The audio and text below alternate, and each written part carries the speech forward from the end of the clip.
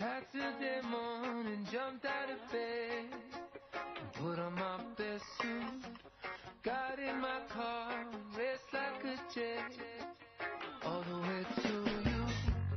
Knocked on your door with heart in my head, to ask you a question, 'cause I know that you're an old-fashioned. Pag ikaw gumamit ng alias, may tinatago ka. So, ang gusto ng tao, lalo na yung bagong naghahanap ka ng bagong kaibigan, correct? Gustong-gusto niya, yung totoo ka talagang kausap, ikaw talaga yung taong yun. Kaya ibalik mo na yung mga dati. Pwede kang maglagay sa gitna. Like ako, parang naglagay ako ng PRC, alias ko. Okay lang yun. Pero yung Roy, pangalan ko talaga yun. Tama po. So, huwag kang maglagay ng ibang pangalan. At kung pwede, mukha mo talaga ang nandyan. Tama po, huwag kang maglagay dyan ng mukhang artista. Unang-una, hindi na maniniwala. Tama ba? Ikaw, pag may nag-add sa'yo, tapos artista ang mukha, anong sabi mo? Ay, pangit to. Naiiyak siya sa mukha niya. Tama. Wala. May insecurity sa katawan. Hindi to totoong tao. Kasi una-una, mukha ng aso, mukha ng mata lang ang nakita. Correct. Artista, o rin, di ba? Iba. So, yung pa lang, nag-reflect na hindi ka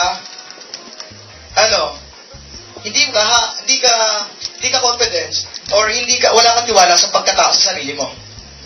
Walang sasama sa'yo sa business kung ikaw mismo wala kang tiwala sa sarili mo. Kung wala kang gratitude, kasi takot kang ibandera yung mukha mo. Tama. So, hindi ito may Facebook account, pero ibang mukha ang nakalagay. Siyempre, wala nga amin. Ano naman? Wala nga.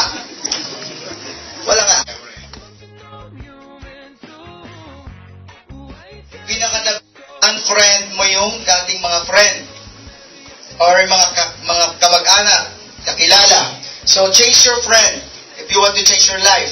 Tama ba? Yes. Kasi matagal mo silang kasama, di naman nagbago buhay mo. Try mo kasing baguhin kaya sila. Baka magbago. Actually, totoo po yun. May science yun. Kailangan mong palitan. Bakit? Magpo-post ka ngayon dyan ng mga pera, positive na bagay, positive na nangyayari, mga gusto mong mangyari. Pag may negative ka nakilala, Yes. May magko-comment dyan. Yan ka na naman. Ano naman yan? Saan mo nahiram yan? Hindi naman sa'yo yan. Maraming hindi magandang mangyayari pag hindi mo tinanggal yung mga kaibigan mo na negative. Yung nakikita sa mga bagay na pinopost mo ay pangit. Maraming ganun. Haters. Kahit maganda ang sinabi mo, ang nakikita ay pangit. Antit lahat. Kasi ang haters o mga negative na tao, kahit ano i-post mo dyan, ang tingin nila dyan, pangit. Wala kang magagawa sa kanila. So, hindi mo kasi sila kailangan i-please. Ang kailangan mo lang sila yan, friend. Walang, opo. Pinsan mo, kamag-anak mo, kapatid mo, negative, unfriend. Wala pong personalan, negosyo lang. Tama hindi? Walang personalan, negosyo lang. Gusto mong mabago, magbabago talaga tayo. Gusto mong mabago buhay mo? Yes! Mabaguhin talaga natin to. Tama po. Wala yung, sama mo, hindi ka masama. Pinoprotektahan mo lang ang business. Tama.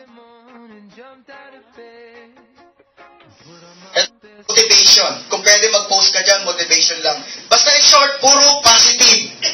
No drama, no horror, wala yung mga aksidente. Kasi minsan trip na trip mo may aksidente sa nilagay mo. May bagyo, nilagay mo. Hindi connect natin sa business mo yun.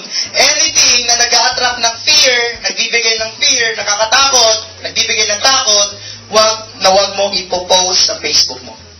Gusto mo kumita ng malaki? Sundin mo to. Pero yun.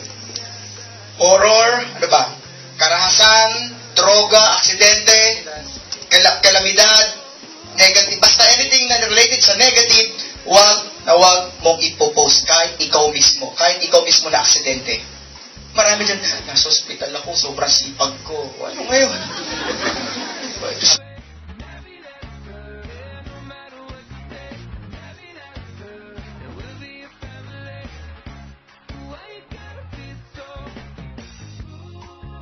Ang drama sa success. Bawal ang maarte. Sabi ko, wala namang mahirap talaga. Marami lang maarte talaga. may sakit ako, matay yung aso ko, nasugatan ako. Hindi ka artista. Diba? Hindi ko sante ka. Okay.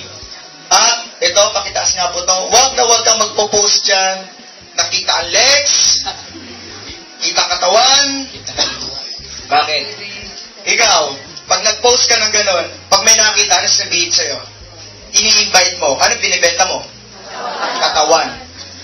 High style lang nito ang kunwari negosyo, pero katawan to. So lagi, guys, kung anong makita sa'yo, yun ang ina-attract mo. Tama. Kung ano makita mo sa Facebook dyan, madrama ka, ang makukuha mo mga tao, magiging friend mo, madadrama.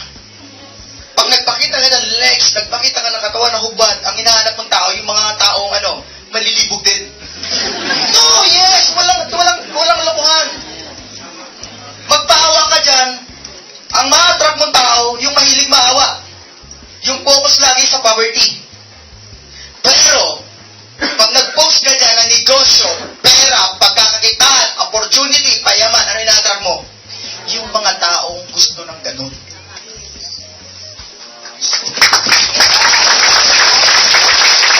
So, ikaw ang nagko-command, kung para ka namimingwit, kung anong pinapain mo, depende sa pain mo, sa gusto, di ba? Depende sa pain mo kung anong isda ang gusto mong mahuli. Alright. So, ingat kayo sa mga pinopost sa Facebook. Kasi pain po yun sa kakagat na isda.